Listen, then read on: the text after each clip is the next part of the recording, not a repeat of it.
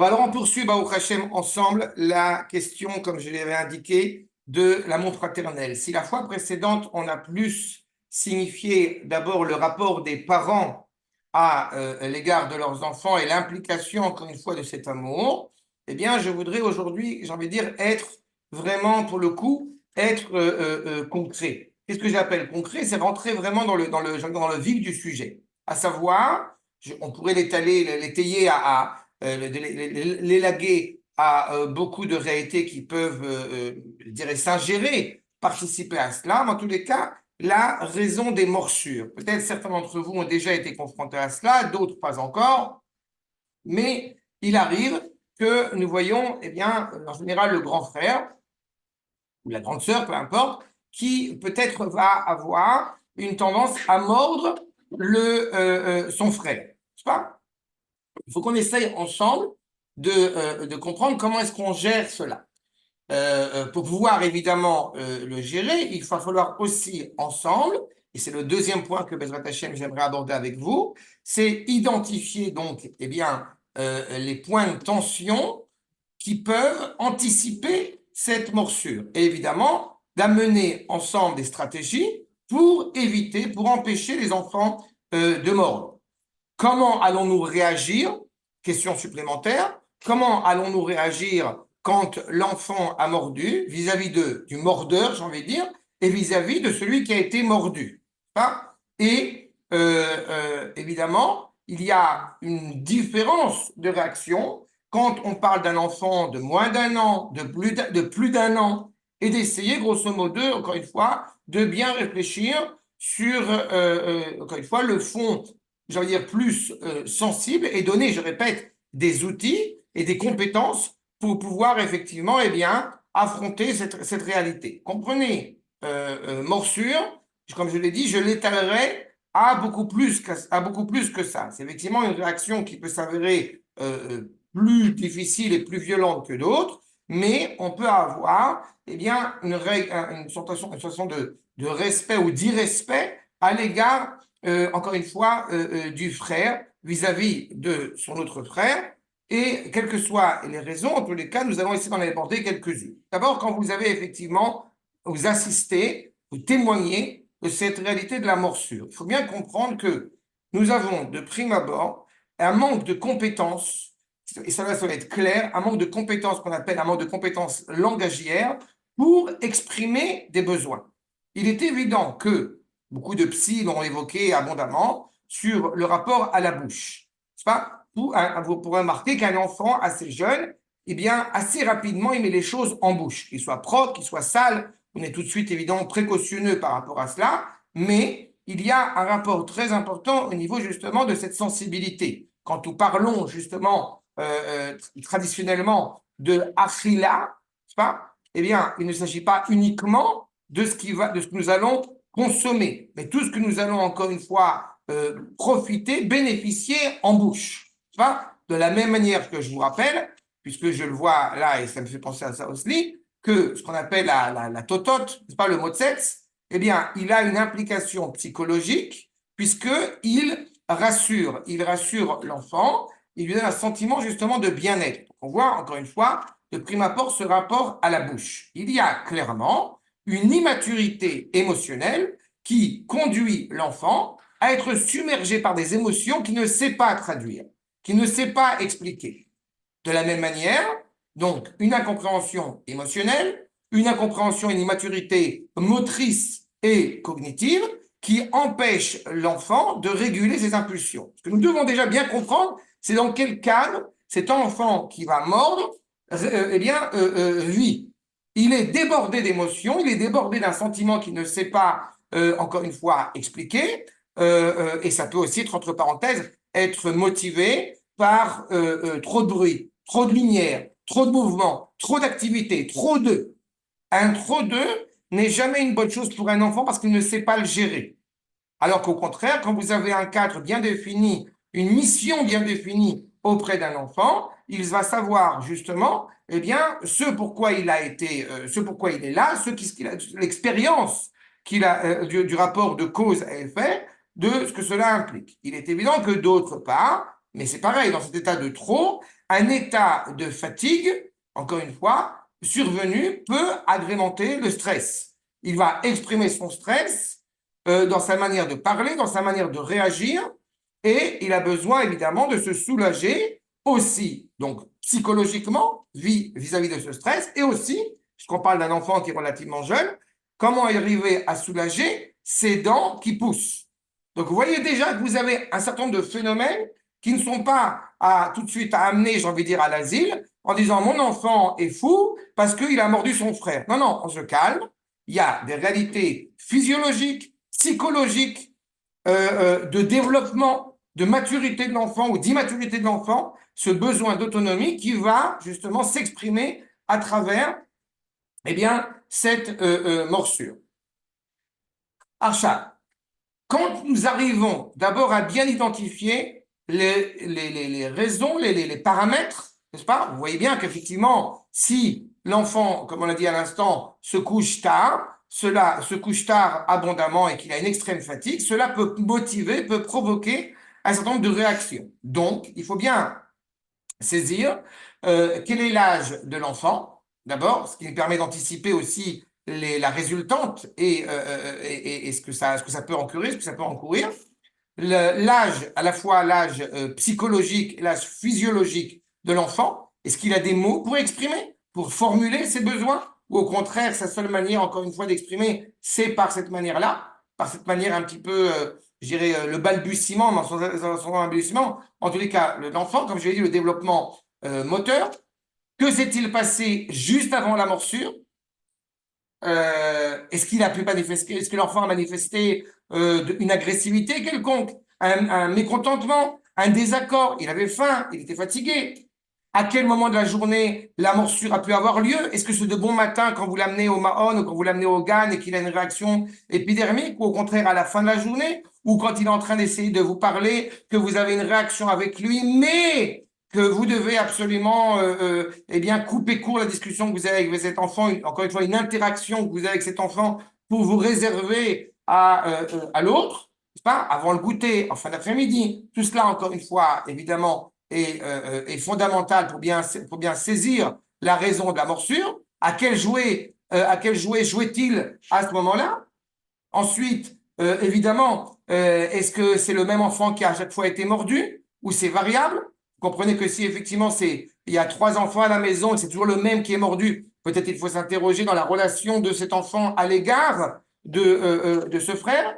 Encore une fois, l'origine de la morsure, y avait-il beaucoup de bruit, beaucoup de lumière à ce moment-là? Qui s'occupait de cet enfant? Eh bien, évidemment, aussi à ce moment-là. Quand je dis qui s'occupait de cet enfant, il n'y a pas du tout de doigt accusateur. Et peut-être que l'enfant avait besoin, par exemple, eh bien, d'être accompagné par son père, et puis, ou par sa mère, ou que la babysitter, encore une fois, n'était pas suffisamment à la hauteur, sensible d'écouter, encore une fois, l'enfant.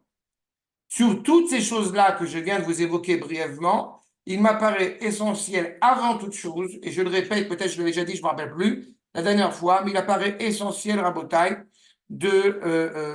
d'anticiper, au-delà des stratégies que je vais essayer de vous soumettre, mais il apparaît essentiel d'anticiper le lien que vous entre la tension éventuelle entre frères et sœurs dès le plus jeune âge par différentes façons qui me paraissent essentielles. La première, c'est que vous devez être conscient, et ça encore une fois, je pense que c'est pas grave si je me répète, mais il apparaît essentiel que dans le conflit originel de Caïn et de Hével, eh bien, il est évident que Caïn était très problématique dans son comportement, mais Hével ne l'était pas moins.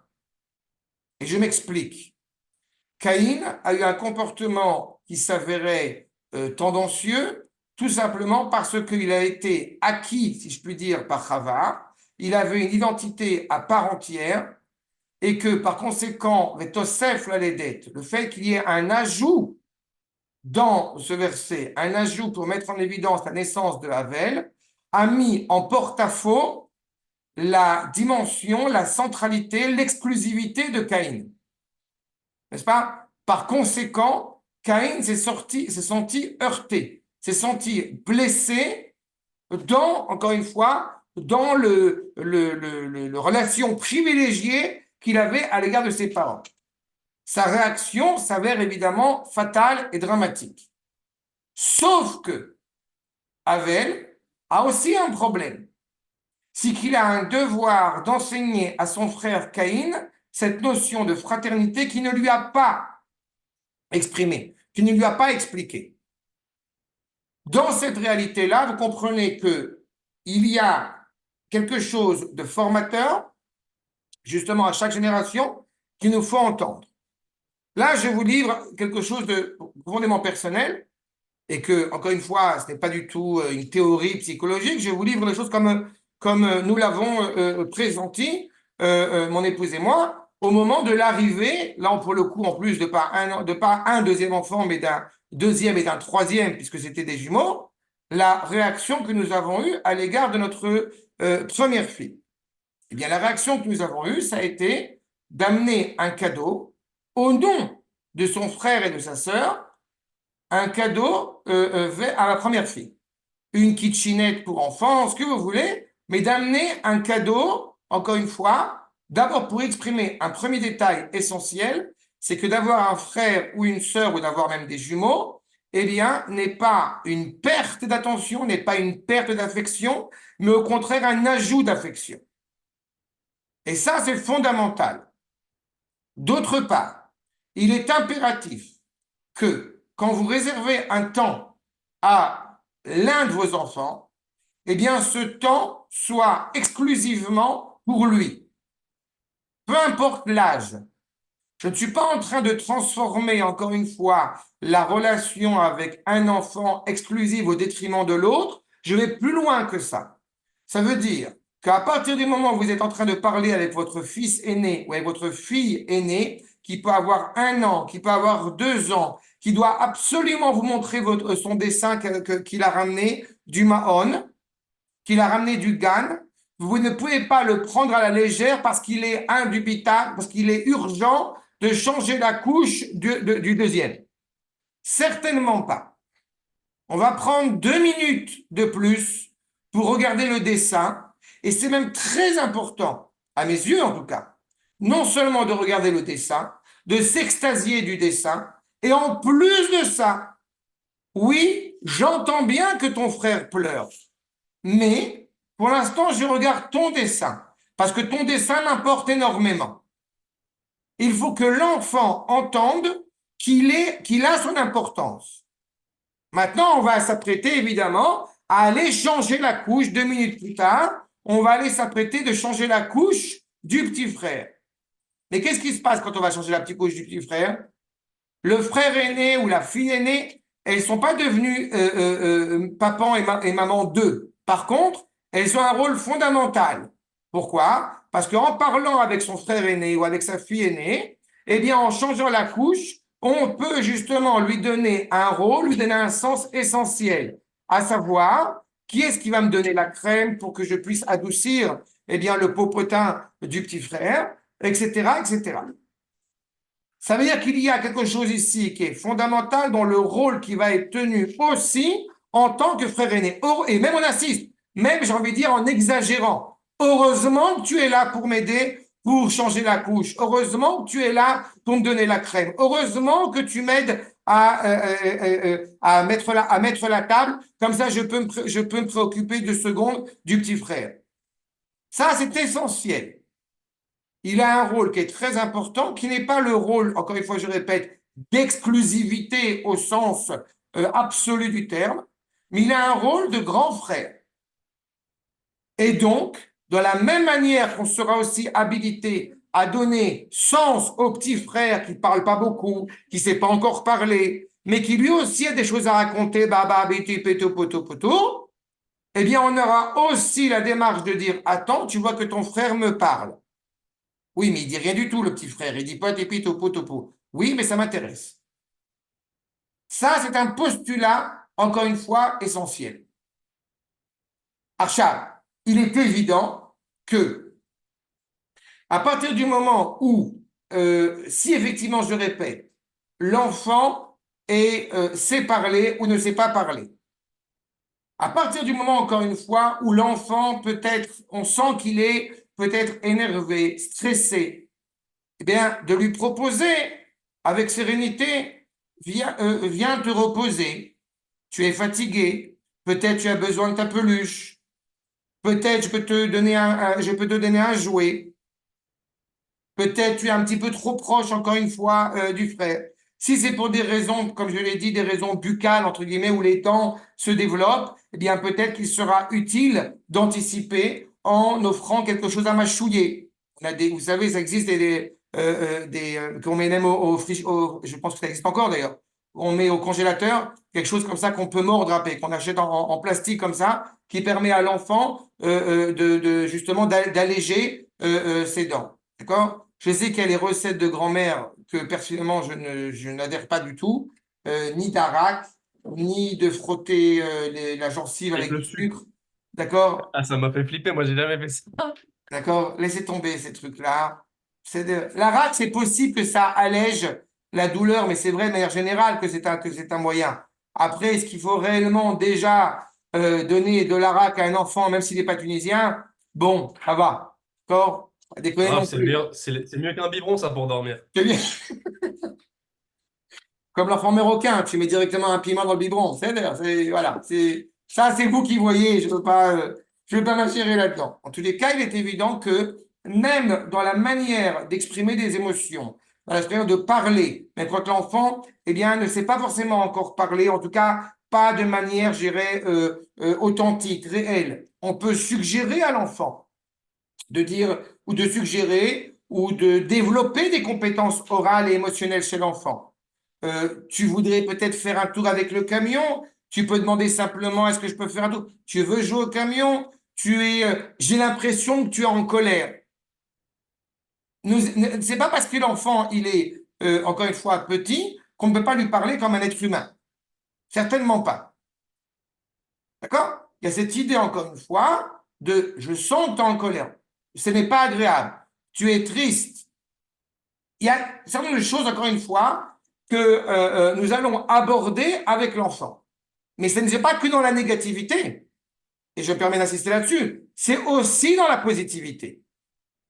Ça veut dire quand on le voit, là je vais revenir là-dessus aussi, quand on voit un enfant qui est en train de prendre dans ses bras son petit frère, on n'est pas en train de dire, c'est pas du tout la même réaction de dire, bon, tu as mordu ton frère, maintenant prends ton frère dans les bras. Ça aussi, c'est une réalité, malheureusement, qu'on a parfois tendance peut-être à avoir, d'essayer, voilà, de corriger immédiatement s'il y a un sentiment de colère qui a été exprimé, de le corriger immédiatement par quelque chose qui est totalement inversé. Non, en réalité, on ne peut pas improviser, on ne peut pas inventer une affection quand l'enfant, encore une fois, je vais bien préciser, si c'est pour des raisons de stress ou pour des raisons d'énervement ou pour des raisons d'une demande d'affection qui, ne semble-t-il, n'a pas été évoquée. Si c'est parce qu'il a eu mal aux dents, c'est autre chose. Mais dans la réalité, encore une fois, où eh bien, nous allons essayer d'entretenir aussi une relation entre deux frères par différents moyens. De manière générale, j'ai toujours coutume de dire que je ne favorise pas uniquement la négativité. Le fait de se contenter de dire à un enfant ne fais pas ci, ne fais pas ça, n'est pas la solution pédagogique. Il y a évidemment la place pour ne fais pas ça, mais il doit y avoir la place pour fais ça. Ou en tout cas, viens, on fait ensemble. Ce temps qui est consacré, encore une fois, à justement eh bien, la formation, l'éducation de cet enfant. C'est Comment pas est-ce que grave. nous... Ok. Si j'ai bien compris, si par exemple un enfant, il frappe son petit frère, alors il faut pas lui dire fais-lui un bisou maintenant. Je ne pense pas. Je ne pense pas, mais on va en parler. On va y revenir tout de suite parce que c'est très important. Je sais que la démarche, c'est de dire fais tova. Mais quand tu dis fais tova ou quand tu dis caresse ton frère, qu'est-ce que tu es en train de dire? Tu es en train de dire en réalité que l'enfant, il a eu un comportement violent avec son frère. Alors que je viens d'énumérer un certain nombre de paramètres qui montrent bien que ce n'est pas pour cette raison-là que l'enfant a mordu son frère. Il faut d'abord réagir, encore une fois, d'abord penser, je répète, penser pédagogique. On va voir comment est-ce qu'on traite la problématique, je vais dire le tout de suite après. D'abord, première chose, l'enfant a mordu. Quelle doit être notre réaction? D'abord, on reste calme. Première chose. Et ce qui est très difficile, parce qu'il y a la trace il y a la trace de la morsure sur le bras du petit. Mais d'abord, on reste calme. Deuxième chose, on s'efforce de rappeler les règles avec des mots simples, ce qui a été établi. C'est-à-dire, on n'a pas forcément besoin de parler énormément, mais on est efficace, ferme, assertif. Non, on ne mord pas. Point. Ça fait mal. On ne frappe pas. On ne mord pas. Je ne te permets pas de frapper. Et quand tu es fâché, tu peux le dire différemment. Là, encore une fois, c'est variable en fonction de l'âge de l'enfant.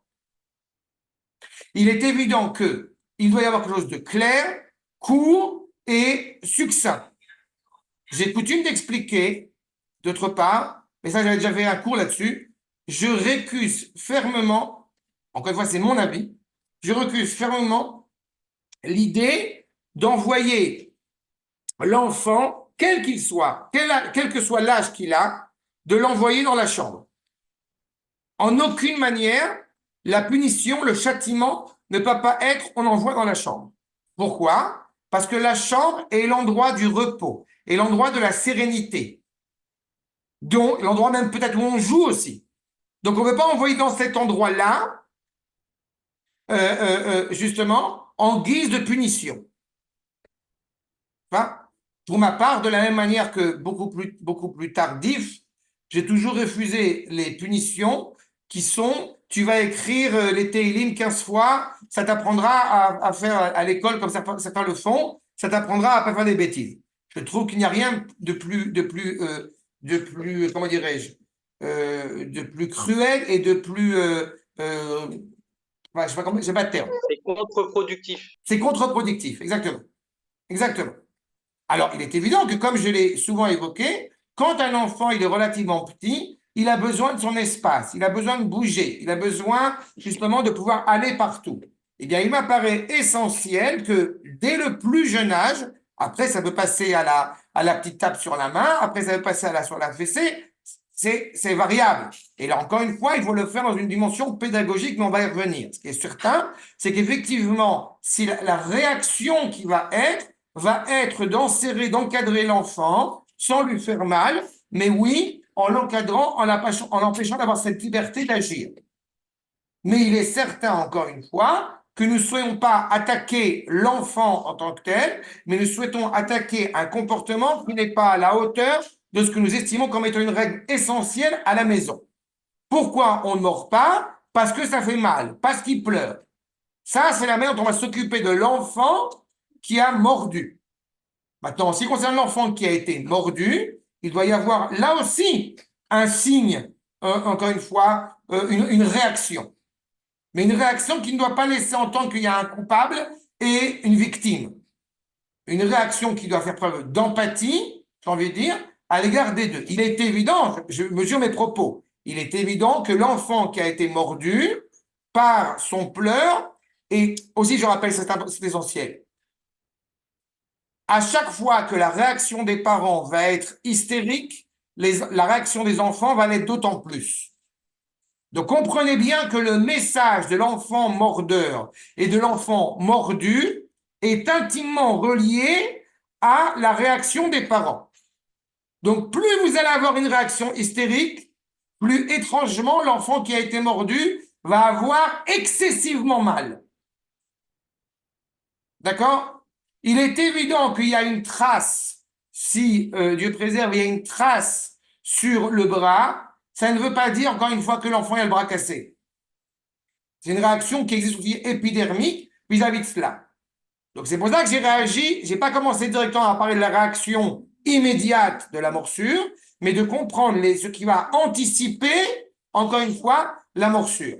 En prenant tous ces paramètres en guise de considération, on n'est pas censé arriver à cela. Et puis j'ajoute, entre parenthèses, que ça aussi c'est un point essentiel, pas tous les enfants mordent. Ça aussi c'est important de signifier, parce que parfois nous avons entendu des parents mais tous les enfants mordent. Non, c'est pas vrai. Justement, parce qu'en prenant en considération la volonté d'exprimer une émotion, d'exprimer un stress, et aussi d'exprimer une émotion, et aussi d'exprimer une affection à l'égard de son frère. On pourrait avoir tendance de manière immédiate à interpréter la morsure de l'enfant comme étant l'expression d'une haine, d'une colère à l'égard de son frère, alors que pas du tout. Il y a souvent, puisque la bouche est un moyen d'expression, surtout avant 1 an, la bouche étant un moyen d'expression, comme je l'ai évoqué, eh bien, il y a une volonté de découvrir le monde et tout ce qui m'intéresse, comme je l'ai dit, je le mets en bouche. Donc, c'est un moyen d'entrer en contact, de rentrer en camaraderie avec son frère, de jouer avec lui. Et c'est à vous d'expliquer aussi à l'enfant qu'il y a d'autres manières d'exprimer ton affection à l'égard de ton frère. Quand il a déjà dépassé l'âge d'1 an, alors, eh bien, il y a plusieurs raisons, qui peuvent être évoquées. Il est évident qu'il n'a pas encore toujours les moyens de la parole d'exprimer ce qu'il ressent, donc il va l'exprimer de cette manière-là. Et d'autre part, il y a aussi, comme ce que j'ai laissé entendre dans l'introduction de mon propos, la question de frustration. Et c'est pour ça que je vous ai livré le cadeau à la naissance du deuxième enfant. C'est pour ça que je vous ai livré l'importance de la parole, du dialogue avec l'un et l'autre de l'enfant. Il est fondamental de laisser entendre la valeur du deuxième enfant en tant que deuxième, mais il est aussi fondamental de donner place à la première ou au premier en tant que premier. Ça signifie quoi dans les faits? Ça signifie, là encore une fois, je vais exprimer le fond de ma pensée. Ça signifie d'avoir un point de vue juif. Ça, c'est pas le fond de ma pensée, c'est l'halakha. Que quand il y a le grand frère qui monte à la Torah, n'est-ce pas? Les autres frères et sœurs se lèvent. N'est-ce pas? Ça, c'est fondamental. Quand on fait des bénédictions, il y a plusieurs écoles. Pour ma part, même si j'ai une première fille et pas un premier fils, il n'empêche que ma fille passe en premier. C'est la fille aînée. De 0 ans jusqu'à bientôt 18 ans, c'est comme ça. De mettre en évidence cette place de la première fille. D'autre part, le temps que nous allons réserver en plus envers chaque enfant. Il y avait quelque chose que nous avons pris l'habitude quand ils étaient plus petits, on ne le fait pas trop maintenant la vérité, mais il y avait quelque chose qu'on le faisait quand ils étaient plus petits, c'était que chaque jour à peu près, en tout cas on essaie de s'organiser, pour que chaque semaine, eh bien une fois que tous les enfants sont partis se coucher, il y en a un qui reste une demi-heure de plus, si je puis dire, pour pouvoir parler avec ses parents exclusivement avec lui. Comment s'est passée ta journée, qu'est-ce que tu as fait, etc. Évidemment, ce n'est pas à l'âge du gagne, mais malgré tout, si ce n'est pas effectivement une heure tardive, mais une heure en pleine journée où vous vous réservez exclusivement, encore une fois, à cet enfant. Et d'autant plus quand l'enfant est déjà ouvert à la vie en collectivité. Parce que cette vie en collectivité, cette vie dans un GAN, cette vie dans un Mahon, il est évident qu'il va avoir d'un côté un grand avantage, c'est l'apprentissage de la parole, mais si je puis dire un grand inconvénient du passage de la vie de famille à la vie au GAN, c'est qu'il n'est plus la 8e merveille du monde. Puisque dites-vous bien qu'encore une fois au GAN, vous avez tous les enfants sont les 8e merveilles du monde. Et donc automatiquement, il peut y avoir un délaissement, une surprise, une douleur que l'enfant va exprimer par ce biais-là. Mais il est certain, de manière générale, qu'on ne dramatise pas la situation. Jamais. Au grand jamais.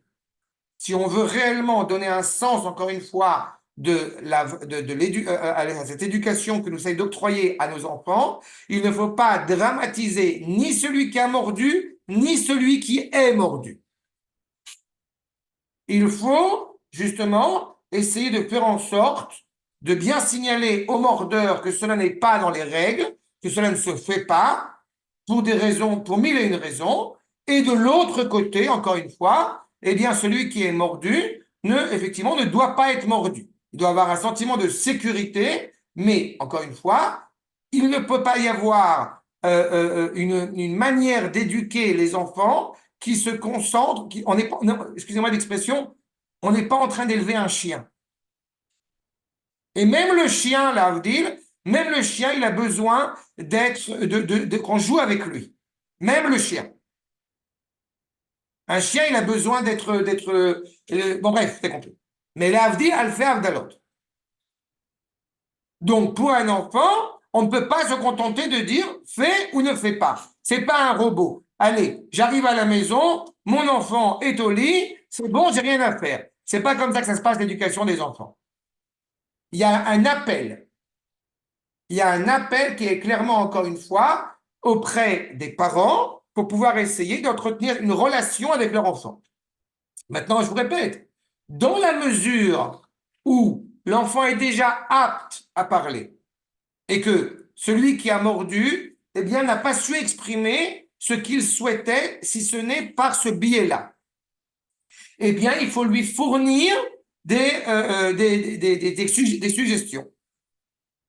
S'il te prend ce jouet, tu peux lui dire c'est le mien, tu peux lui demander s'il le veut. Si machin, il pleure parce que justement, je sais pas, parce que justement tu l'as mordu, eh bien tu peux essayer de le consoler. Tu peux dire que tu es désolé, ça lui fera du bien. Par exemple, qui n'a pas envie qu'il te prenne ton jouet parce que tu y joues en ce moment, eh bien dis-lui. Mais je répète ce que j'ai dit tout à l'heure, l'amitié, la volonté de jouer ensemble, de jouer à la pâte à modeler ensemble, ce que vous voulez, l'embrassade, le bisou, ne se force pas. Il ne peut pas, encore une fois, être quelque chose d'imposé. L'amour, de la même manière, encore une fois, ne s'impose pas. On parle vous vous rappelez pertinemment, dans Ve'avta et Hashem Elohecha bechol nafshecha bechol modecha. Quand on aime Akadosh Baruch Hu, rappelle Rabbeinu Bechaye, on n'impose pas l'affection, on n'impose pas l'amour. On est quelqu'un qui connaît réellement Akadosh Baruch Hu, eh bien, il l'aime considérablement. Seulement, Akadosh Baruch Hu est en train de lui enseigner comment l'aimer. Eh bien, j'ai envie de dire, c'est la même chose à ce niveau-là. Vous ne pouvez pas imposer l'amour. Par contre, vous pouvez expliquer comment aimer. Et l'enfant qui est en train de se développer, qui aime évidemment son frère, il n'y a pas de doute sur le sujet, c'est la base fondamentale du lien qui existe. Il faut lui exprimer comment aimer son enfant, comment aimer son frère, comment aussi, eh bien, réparer, demander pardon par rapport à ce qui vient de se produire. Et ça veut dire, ok. Est-ce qu'il faut le forcer à prêter ses jouets à son frère? Je Le pense qu'il est forcer ou... important.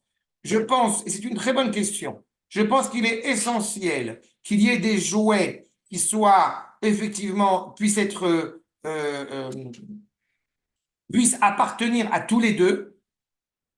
Mais je pense aussi qu'il y a des jouets, même les mêmes, qui peuvent appartenir à l'un et pas à l'autre. Tu comprends ce que je veux te dire? C'est-à-dire qu'il est essentiel que l'enfant, je veux dire, la démarche la plus facile, si je puis dire, c'est qu'une fois que tu as acheté des jouets pour le premier enfant, qui convenait à l'âge infantile, enfin l'âge petit, alors on va se dire, on n'a pas besoin d'acheter pour le second ou pour le troisième, parce que de toute façon, il va réutiliser les mêmes jouets. Alors je pense que cela est en partie vrai, mais pas complètement. Je pense qu'évidemment, on ne va pas changer de poussette d'un enfant sur un autre, mais je pense que oui, il est essentiel qu'ils aient des jouets qui appartiennent à l'un et pas à l'autre. Et dans cette réalité-là, où l'enfant ne se sent pas frustré que soudain il a plus de jouets à lui, alors automatiquement, eh bien, il va plus facilement prêter ses jouets à son frère ou à sa sœur. Mais cela indique, cela, encore une fois, est renforcé par un point supplémentaire qui, encore une fois, dont le miroir, c'est les parents. Qu'est-ce que ça veut dire, le miroir, c'est les parents? Quand les parents vont jouer avec l'un et ou s'échangent des choses l'un avec l'autre, automatiquement, eh bien, le grand frère peut se prêter au jeu, peut être, encore une fois, attaché à cela. D'accord? Tout cela va justement être pareil. Il ne faut pas oublier qu'encore une fois, surtout les premiers temps, il y a beaucoup de mimésis. Il me semble que je vous avais parlé de cela sur le fait que mes enfants, quand ils étaient petits, les jumeaux, assez rapidement, eh bien, les deux, ne soyez pas effrayés, les deux jouaient à la poupée, mon fils et ma fille. D'accord? Relativement jeunes, ils jouaient à la poupée. Et là encore, vous voyez, tous ces grands psychologues qui vous expliquent que pendant des générations et des générations, un garçon qui joue à la poupée, oh, il va avoir Rahman al-Islam. Et à l'inverse, qui vous disent, mais il n'y a pas de problème, qui joue à la poupée, il n'y a plus de couleur, il n'y a plus de bleu, il n'y a plus de rose, il n'y a plus de machin. Les deux sont évidemment dans la confusion des genres et toutes leurs bêtises. Les deux sont évidemment comment dirais-je, dans la bêtise la plus monumentale. Et je pèse mes mots. Pourquoi? Parce que les enfants à cet âge-là sont en mimésis. Par conséquent, ils ont vu leur mère qui joue, qui prend soin du bébé, donc ils veulent copier leur mère, l'un comme l'autre. Qu'a fait mon épouse? Elle a acheté 2 poussettes. Une poussette bleue, une poussette rose. Et les deux ont joué à la poupée. L'une, elle a continué. L'autre est redevenue normale. Et il a rapidement joué au camion de pompiers. Et voilà. Bon, aujourd'hui, il joue à finir des macertones, mais vous comprenez qu'encore une fois, ça revient à ce que je vous ai évoqué. La question de la réaction, la réaction hystérique ou non des parents. Il faut essayer de voir, de suivre l'enfant là où il est. On prend en considération un enfant qui a moins d'1 an, un enfant qui a entre 1 an et 3 ans, un enfant qui a plus de 3 ans, un enfant qui a plus de 5 ans, un enfant qui est déjà en classe de primaire jusqu'à l'âge de 7 ans. Tous ces paramètres-là, pour une même réaction, pour une même action, ce n'aura pas la même motivation. L'enfant, encore une fois, de 1 à 3 ans, ce qu'il demande, c'est qu'on ne l'oublie pas quand il y a le petit frère qui existe. C'est la base essentielle. Et ça, c'est l'exemple que je vous ai cité. Vous ramenez le petit bébé, le petit dernier de l'hôpital, vous avez pensé à acheter un jouet en son nom. J'insiste, en son nom. Vous allez dire, mais c'est du bluff. Mais tout le monde sait que c'est du bluff. C'est pas ça le problème. Il a besoin d'avoir le sentiment qu'il est, encore une fois, il a gagné quelque chose. Il n'a pas perdu quelque chose. Quand on a un enfant après l'âge de 3 ans, qui est déjà justement, puisque vous savez que 2-3 ans, c'est l'âge de l'adolescence, de l'âge du petit âge. Par conséquent, c'est le moment de lui donner clairement le rôle qui va, j'en dirais, l'honorer, ce rôle de fils, de frère aîné. Donc, donnez-lui une responsabilité. Donnez-lui, encore une fois, quelque chose qu'il va prendre soin du biberon, il va prendre soin de la totote de son petit frère. Il a une responsabilité. Heureusement qu'il est là. De 5 ans et plus, on a déjà affaire à une construction pédagogique qui demande une interaction entre les enfants. N'oubliez pas qu'à 5 ans, on est déjà dans le GAN.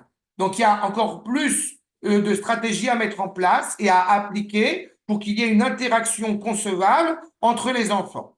Pour ma part, je me permets aussi de rappeler que mes enfants, évidemment pour des raisons de pudeur, dès leur plus jeune âge, assez vite, j'ai séparé la chambre de mes filles avec la chambre de mon fils, mais nous avons souhaité que mes fils soient ensemble dans la même chambre.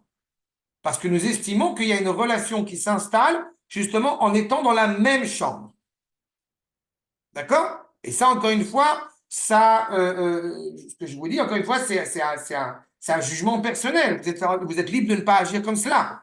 Je sais, à l'inverse, qu'ayant grandi en France, dans une maison où on avait chacun sa chambre parce que ça se fait mieux, on a plus notre indépendance, je ne suis pas sûr que ce soit la meilleure des solutions. Au contraire, je pense qu'il y a une interaction qui se crée et évidemment, plus les frères sont à un âge proche, plus cette interaction, encore une fois, va se renforcer. D'autre part, quand nous avons déjà atteint l'âge de 7 ans, l'enfant a déjà, de manière générale, son propre monde qu'il est en train de mettre en place. Et vous vous rendez bien compte, évidemment, qu'un jouet qui convient à un enfant de 7 ans ne convient pas à un enfant de 3 ans. Parce qu'il y a déjà, d'abord, la plupart du temps, à 7 ans, il sait déjà lire plus ou moins. Évidemment, il parle, ça c'est évident. Donc, les choses sont déjà très différentes.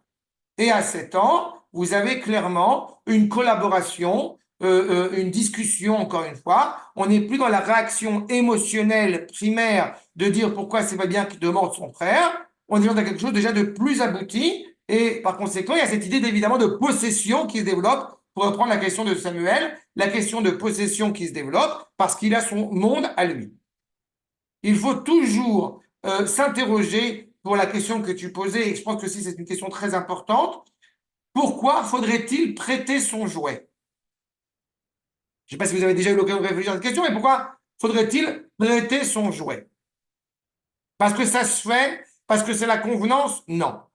De la même manière, pourquoi est-ce qu'il faut dire merci quand le gabaï de la synagogue, il a donné un bonbon? Est-ce que tu as dit merci? Va dire merci. Eh bien, je tiens à vous dire que Pour lui apprendre la reconnaissance. justement, ça ne passe pas par le passage où tu as dit à ton fils ce que j'appelle une convention sociale. Ça veut dire que l'enfant doit être rapidement suffisamment à la hauteur, suffisamment mûr dès son plus jeune âge pour naturellement dire merci sans que tu aies besoin de lui dire va dire merci. C'est ça l'apprentissage. Quand tu vas dire à un enfant, tu as dit merci, ou alors tu as dit merci, justement, et si l'enfant n'a pas dit merci, bon, c'est pas bien, la prochaine fois tu lui diras merci, ou alors tu es têtu, c'est-à-dire que dès le plus jeune âge, quand l'enfant il a reçu un bonbon, eh bien, si jamais il a oublié de dire merci, tu lui dis, tu retournes, tu vas lui dire merci, mais ça ne s'arrête pas là. Ça, c'est vrai, mais ça ne s'arrête pas là. Je vais donner en l'occurrence l'anecdote qui est arrivée à mes enfants quand ils étaient petits. Je crois 2 ans ou 3 ans de suite, on préparait les Mishloach Manot et un Mishloach Manot qu'on donnait automatiquement, c'était à ce gabaï-là. Pourquoi? Et pourquoi c'est important pour moi d'y aller? Bon, c'est important parce que c'est la moindre des choses, mais c'était important d'y aller avec mes enfants et j'étais toujours très heureux de savoir que mes enfants avaient dit merci naturellement dès leur plus jeune âge. Parce que c'est un apprentissage, je répète, qui ne se contente pas d'être un apprentissage social. Comme tu as très bien dit, l'apprentissage de la reconnaissance. L'apprentissage de la reconnaissance, il ne commence pas quand tu as reçu le bonbon du gabaï. L'apprentissage de la reconnaissance, il commence à 0 ans. Et le fait de mettre ça en pratique quand l'enfant il va recevoir le bonbon, quand l'enfant il va le matin faire Netilat Yadayim. C'est là que ça commence la reconnaissance. C'est avant même Bichlal que ça devienne une réalité sociale. Donc, plus on élève ses enfants à être animés par la reconnaissance dès le départ, plus cette reconnaissance se traduira aussi au niveau social. Mais pour beaucoup de gens, malheureusement, la reconnaissance est d'abord quelque chose de purement une politesse, une règle de convention sociale, une convenance. De la même manière, pourquoi n'est-il pas bien de mordre son enfant? De la même manière, de mordre son frère. De la même manière, comme je l'ai dit tout à l'heure, je ne sais pas si vous avez remarqué, je n'ai pas dit c'est pas bien d'être en colère. Non, l'enfant est en colère, c'est un postulat. Nous ne sommes pas en train de remettre en cause la valeur de la colère de l'enfant. Par contre, nous ne cautionnons pas la manière dont l'enfant va exprimer cette colère. Je comprends que tu es en colère, mais cette manière-là d'exprimer ta colère ne nous convient pas. Ne convient pas à la maison, pour mille et une raisons. Parce que ton petit frère Jordan, il pleure, ou parce que Beverly Azoulay, elle est en drame. Ça, c'est ça qui est fondamental. D'accord? Tom. Abota, est-ce qu'il y a d'autres questions? Est-ce que ce sujet est clair? Ok. Moi, D'accord? j'ai une autre idée aussi pourquoi c'est bien de les mettre dans la même chambre, les enfants. Mais Vraiment, les Ramon, deux pas ensemble. C'est parce qu'ils apprennent bien à se battre. La vérité, tous les jours, tous les soirs, tous les matins. c'est parce que tu as des garçons. Moi, j'ai des filles. Je vois la différence. Crois-moi. Moi, j'ai pas pris un badge, j'ai pris à prendre des coups, c'est tout. Voilà, voilà. Exact. Ça va. Bon, c'est clair sur ce point. Bezrat Hachem, on se revoit dans 15 jours. Et voilà. Et j'espère que ça a été suffisamment productif. Et encore une fois, toujours à l'écoute. Si vous avez des demandes, des recommandations, des conseils, j'essaye de faire au mieux, Bezrat Hachem. Au revoir. Sur ce, Shavua Tov et Psorot Ça va, Tovot. ça va. Ça va. תודה רבה, הרב שבתות. Rav, j'ai Ça juste va. une petite question. Ah, Rav, Bechamon. ça n'a rien à voir avec le cours par contre, hein. Genre, vous Non, pouvez enlever Bechamon. la kata, ça n'a rien à voir. Non, c'est par rapport